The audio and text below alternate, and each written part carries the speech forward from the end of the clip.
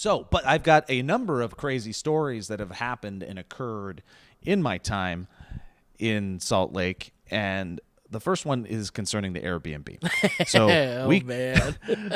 I was texting you guys about this, but so Heather, my wife, and my kids have never Airbnb'd before, and quite honestly, I've only done it a couple times, and it's usually been a pretty positive experience. So we do an 11-hour drive because, like I said, super quarantining this little slice of life, and we rent a car and we drive up instead of flying and all that. So it's an 11-hour drive from where we're at, going through the desert, We're doing it in one shot. We get to Salt Lake at like 10:30, 11 p.m.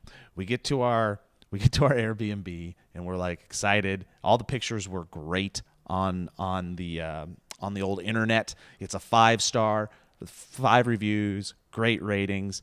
The pictures are awesome. It's kind of like an older, let's say, mid-century or home that probably came from money, and we get in, and the first thing that hits us is the smell. And the smell is one that I would call a mid-century musty old person, which you get over. You're like, it's an old house. We're fine. Sure, it's maybe giving us a little bit of a headache, but we're just going to assume this smell is one of character and history. What do you think it was? Like, it was just like mildew and just like an old house? Yeah, it's just like that old house smell, right? And that's foreshadowing to it might have been a little bit more as well. So the family goes into full Goonies mode, right? You get into a place and you're like, I need to explore every nook and cranny. I want to see everything. There's an upstairs, there's a downstairs, there's rooms here, there's rooms there. So exciting. And you're seeing how they decorated it, and oh my gosh, this kitchen isn't like our kitchen. This is, ooh. And we start looking around. I go left. I go to the left. Heather and the kids go to the right. And we all start like just kind of looking around. I'm dealing with the smell. And then all of a sudden I hear a, Joe! Oh, no! I was like, okay, what's going on? And I go downstairs. What are you thinking at this point? Are you thinking like rat or bug or something like? I'm thinking maybe it's not clean, which it wasn't as clean as we might expect. By the way, we're still masks, gloves, everything, because we're just being super cautious with everything. We actually have our sanitizer and our wipes, and we're gonna re-clean the place anyways, which Heather is doing every step of the way. And so I go downstairs. I'm like, what? She goes, look. And then down by the bed, like right next to it, like behind the nightstand, was a discarded box of Magnum condoms. just kicking it there. You know, like a roach would, but not. It's more like, and it was empty, so somebody had a good couple of days. Damn, yeah. Or made a really cool YouTube video. I don't know. The box was there. And we're going to try to fit these Magnum condoms completely over the bed like a comforter. So I see it. I'm like, oh, that's unfortunate that you found that with the kids, but it is what it is. You know, we talked to them about everything. They're not super shocked. And I'm like, look, babe, it's an Airbnb. It's not a hotel. This is somebody's home. So like people live here. Maybe it's just a mistake. It was something that they missed. Yeah, and you're bound to miss a box of condoms. Just, you know, you're bound to miss something like that. That's okay. Yeah. You're a box of Magnum condoms is something that is typically overlooked in most living situations. Absolutely. When I found my first box By the way, Magnum to condoms reiterate, it's 10. In my parents' room, I remember thinking, "Well, what is this?" but then after I talked to my parents about it, I learned that sometimes you just overlook the box of Magnums. That's all. Sometimes you overlook the box of Magnum. It basically elicits visions of the ghost of like Christmas Past, but the Christmas Past visions that you're getting of that ghost are just some seedy guy that's just running around. Yeah. My Magnum condom. The things I did here. Right. And so that's in your mind. But then you also have your kids next to you, and any weird situation or any possibly off-putting moment when your kids are next to you amplifies it by 100. You're like, God, and you get to put on the end of the sentence, and my kids were there. And that just takes a 7 to a 10 every time. So, and again, reiteration, it's 10:30. It's a long time. So I'm willing to let almost anything go. I'm like, babe, it's fine. It's an Airbnb. We got to get to bed. I guarantee we're fine. So we get that to pass, and I think I get her to the point where she's like, okay, We can make this work. And again, first Airbnb, very nervous. So we go upstairs and we start cleaning and looking around a little more, and then we go into the bathroom and she pulls out the drawer and there's like black hair everywhere. There's used razors. There's a used shower cap. There's a brush just filled with hair. There's this scope package that has discarded like red sticky residue all over, and the gross drawers, which they really were gross. It's like you don't want to see discarded remnants of human in the thing that you're about to frequent for a week plus. And that's not even on the trifecta. That's an extra little tidbit of descriptive je ne sais quoi that I gave you to let you know that this place was stinky and it was gross. But the Magnum condoms were step 1 of step 3. You start exploring nooks and crannies when you find things that are out in the open. So we're like, well, we got to use these drawers and all these things. So we go into the master bedroom, and on there's a nightstand right next to it. So we're like, naturally, let's just open the drawer. We open one. There's like iPod headphones, somebody's personal iPod headphones that were just there. Like, okay, that's weird. Somebody forgot those. Open another one, and it's like a charger. And then we open the third thing, and it is you know those plastic tubs of trail mix that are like a gallon big? Yeah. It's one of those, but it's empty. There's no trail mix in it. No, it's not empty. It's filled with all of the pot smoking paraphernalia that one might expect in a 1990s teenager's room. There are rolling papers, there's a bong, there are I would say 7/8 smoked blunts that are just gross and nasty and have human stuff all over them. It's filled to the brim, and on top of it is an ashtray with used toothpicks and residue in it. And my wife is a little bit more on the conservative side concerning some of that stuff. And we're also in Utah, which is very much on the conservative side, and it's super illegal. So now we're in a place where that stuff is not supposed to be, and it's also right next to the bed. And it's not like your friend in LA or your friend elsewhere in Colorado that has pristine looking stuff. Like I said, this is like you were a teenager and you're hiding it from your parents, and it's nasty and it's used and it's there and it's right next to the bed where you're going to put your head to sleep. Does it seem like it was like someone like this was here? This was like this is part of the house? Or does it seem like, I mean, I know I'm jumping the gun a little bit, but I have a theory. Okay. I have a theory. I'll get to that. But so like, again, just to clear it up, you found a big plastic container next to the bed. Yeah. Was it in something, or was it just there? It was in the nightstand right next to the bed. So you open the nightstand, and inside is this big container full of gross shit. And there was an ashtray on top of it, and it's just got like, oh, wow. Yeah. It was like, dude, like I said, it wasn't the pristine version of like your friend that's like the wine connoisseur version of somebody that smokes weed and has all the nice stuff. Yeah, yeah. And like it's clean and it's properly taken care of.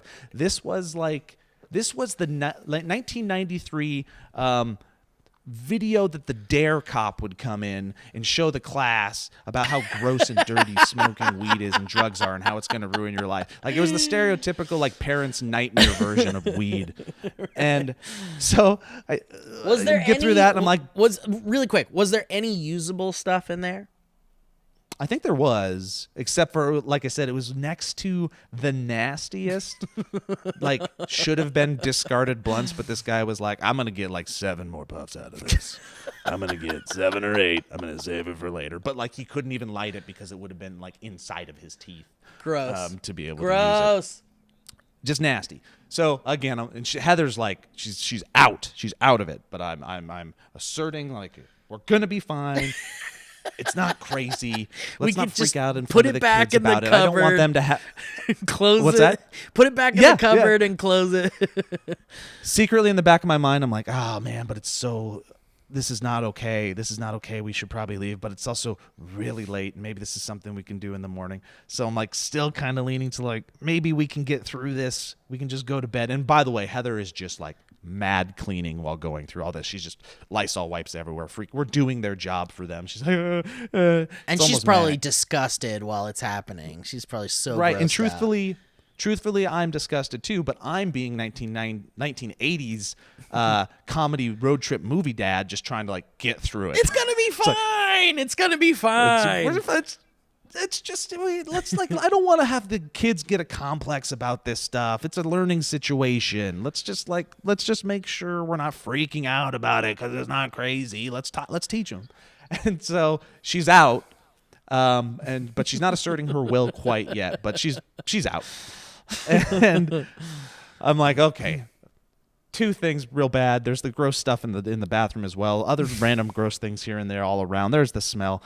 We're going to get through this. And then we go to the closet area where there's built-in drawers in the wall, and we're like, okay, let's just double check that there's nothing anywhere. There's some sneaky Crocs or some sneaky Ugg Crocs, like fancy furry slippers in one part of the closet. I'm like, oh, somebody forgot those. That sucks for them.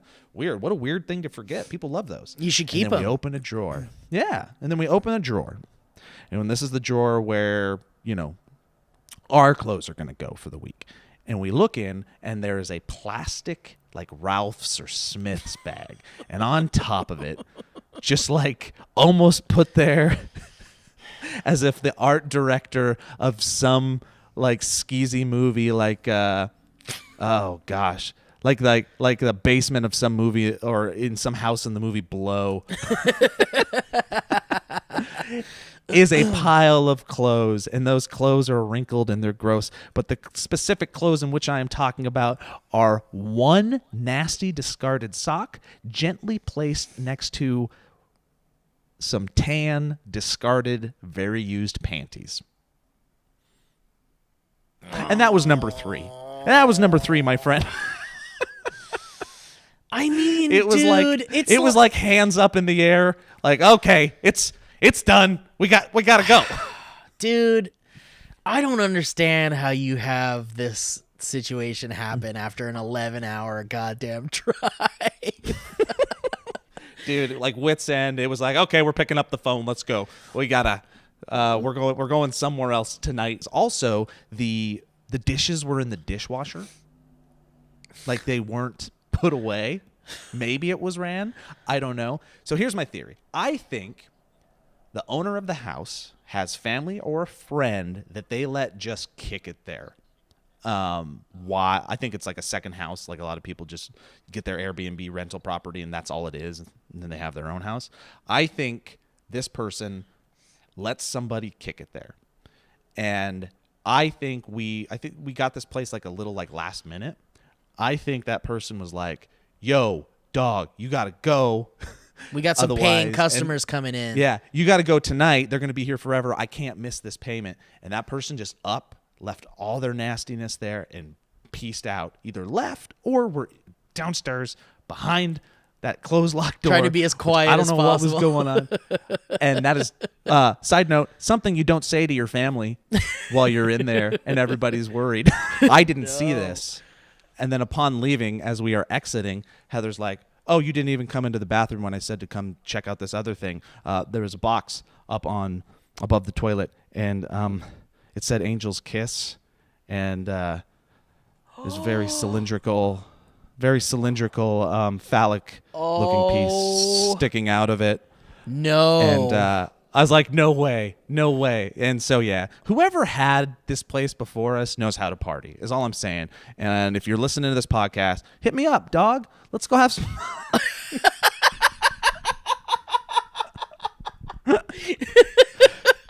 Listen, Alana and I want to apologize for leaving the house like that before you and the kids got there. Dude, it could have been your brush. So, yeah, I didn't see the fourth thing, which was Angel's Kiss. So, wait a minute. Go into the other. You got there. I mean, what are you... Yeah, I think your assumption is correct. The kicker of it all. Oh, by the way, well, first of all, the Angel's Kiss thing is that Jackson doesn't know what it is, but he knows that the words Angel's Kiss really set like Heather off now. It's like Heather's got good humor about it, but Jackson will just like sneak up and be like, I bet you there's an Angel's Kiss somewhere in this new Airbnb. Oh, no! Well, at least it's like, okay, Angel's Kiss you could have really made Angel's Kiss something that is not a big deal at all, but it's impossible. Because especially when you're a kid, you're like, Angel's Kiss? Well, that sounds really sweet. Why can't I have an Angel's Kiss? I bet that makes somebody feel real good. Your son's going to ask for an Angel's Kiss for Christmas this year. Yeah. The fun little like last thing. So we pieced out and we got this other place, which is great. Oh, but guess what? Guess what the Wi-Fi password was? We're in deep state, like red Utah. And we're in this place where maybe this is a little bit of the antithesis of the typical thing that you would expect from this area. The password to the Wi-Fi was Democrats 2020. Wow. Okay. All right. Hell yeah. So that's probably pretty cool. Yeah. Crazy shit happens when I am in Salt Lake City that never happens apparently unless I'm there. And now I'm a robot again. Am I a robot again? Just for a second. You're okay. Just for a second. You're okay. All right. So back in February when I went there, it was the day that I went there for some work. And the day that before I was leaving, I was at dinner with a friend. And we had our phones not on us for 3 hours. Humble brag. Yeah, I have friends in Salt Lake City. Shout out to Alana Brophy, the weather girl from ABC News up there. But we were not on our phones for 3 hours. And we pick it up, and that was the day that I pick it up, and there's like, you know when CNN goes breaking news and it seems like the world is ending because it's stark red? This was like 4 bars of stark red, like bombs were dropping, but it was the day that was like, Utah Jazz all have COVID. Tom Hanks has COVID. NBA season suspended. COVID. It was like that the day. day. I remember it was that the day. Yep, it was the day that America was like, oh, everything we believe in it now. I get on a plane the next day. I'm scared out of my mind, and then like the day after, the massive earthquake hit Salt Lake, which is not a normal thing. Buildings were damaged. Mormon temples, like the dude with the trumpet at the top, like they fell. All right, so we get into Utah. First, the Airbnb thing happens at 11:30 at night after an 11-hour drive. That sucked. Next day, we open up the news and find out the area that we were staying in, which we had left, 600 people got evacuated because the FBI found some dude in his house that was shooting out streetlights, had massive stocks of explosives, and they had to detonate them in that house. So they evacuated this whole neighborhood and had to do 2 controlled explosions. Okay, that's not normal for Salt Lake. No. Next day, a plane crashes in the backyard of a neighborhood, killing 4 people. We saw the smoke rising as I was driving the family out to the mountains that day. We're like, what's that? Apparently that was a crane plash. It killed crane plash. Yep. But horrible, right into somebody's backyard, back-to-back things. Jesus. And then on the weekend, I was like, okay, I'm going to get up early. I'm going to go get my family some food. I'll get my shopping done, try to get there before the crowds, because also masks, not necessarily a thing there. And I go to the store at like 8:30 in the morning, something like that. And I walk up, I park in the Smith's parking lot, and I see there's caution tape and 2 police cars on the street. And this is another tangent that I'll come back to. This is the day after Pioneer Days in Utah, which is a thing which I'll tell you about in a second. Which is a community statewide celebration. And I was like, okay, they must be having a run or something. Like they're closing off the street for like a 5K, something like that. So I walk up to go looking down the street, and there's a guy standing there, and another dude walks up with me at the same exact time. Me and the other dude are kind of like, oh, what's going on? And the first guy there, he's like very foreign. He goes, shoot. And we're like, what? What are you saying? Shoot. And then he points down the sidewalk and goes, dead, shoot, dead. 40 feet away is a dead body. I see a dead body at 8:30 in the morning before the news crews get there and everything. Just a guy splayed out looking like he's sleeping on the sidewalk. And I was on the phone with my friend, and I think we were talking like video games. I'm like, yeah, Undertale is good, John. You should totally check it out. Oh my God, that's a dead body. I was like, what? Holy shit. And I saw a dead frickin' body on the sidewalk. And it turns out, and like I said, I got there before all the commotion got there. So I call Heather. I'm like, I think I just saw a dead body. Do you need eggs? It's like So you I don't go in- expect that in Utah. You expect it in LA. Yeah. Joe, when you left LA, did you buy a lottery ticket with the numbers 4, 8, Yeah. 12, 15, 23, and 42? Yeah. Jeez. You've opened the box. I get the shopping done and I go home and then I look up what happened, and apparently this was a guy that was released from prison because of COVID. Like, he shouldn't have been released, but they're releasing a lot of prisoners because of it. And the first thing he did was go to this Smith's and like get in a knife fight with somebody No and then take that way. somebody hostage on the sidewalk, and the police shot and killed this guy. Wow. So the thought that I had was, oh my God, this is going to be, I'm seeing national news before it explodes and becomes like a big deal. Not a peep since then. Like, it's kind of come and gone. Yeah, they're not. I don't know why it didn't blow up, and I apologize if all of my details aren't exact.